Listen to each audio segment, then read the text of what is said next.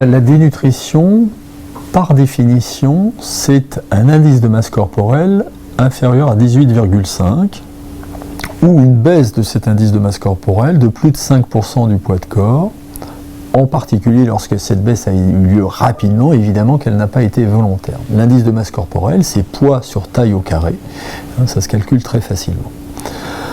Au cours des Mickey, historiquement, il y a 20 ans, 30 ans, c'était un phénomène très important, enfin très fréquent. Ça l'est heureusement moins. Ça l'est moins pourquoi? Parce qu'on prend les maladies en charge plus rapidement, qu'on en fait des diagnostics d'extension plus précis, qu'on va les traiter, notamment pour les formes graves, qui sont les formes les plus sujettes à la dénutrition, de façon plus agressive, plus active dès le début de la maladie. Donc heureusement, la dénutrition diminue en fréquence au cours des maladies inflammatoires. Néanmoins, ça existe encore. Il y a des formes sévères, donc des formes soit pour lesquelles le diagnostic a traîné, soit des gens qui ont des maladies très étendues, soit des gens qui ont subi des chirurgies à répétition, qui fait que petit à petit on a retiré des bouts d'intestin grêle et qu'on limite la capacité finalement de l'organisme à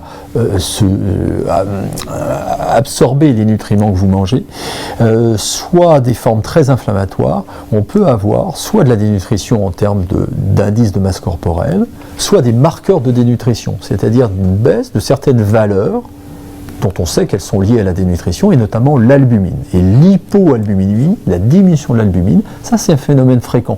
Même chez des gens qui n'ont pas forcément perdu beaucoup de poids, on peut avoir une hypoalbuminémie.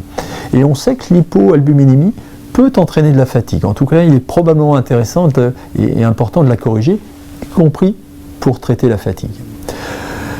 On sait aussi que cette hypoalbuminémie, c'est un facteur important d'une non-efficacité de l'infliximab. Vous savez, cet anti-TNF-alpha, le Remicade, le Remsima, l'Inflectra, que l'on utilise de plus en plus dans les maladies inflammatoires, et bien, quand vous avez une albumine très basse, et bien, on sait que ça limite l'activité de ce médicament. Donc c'est important de corriger l'albumine.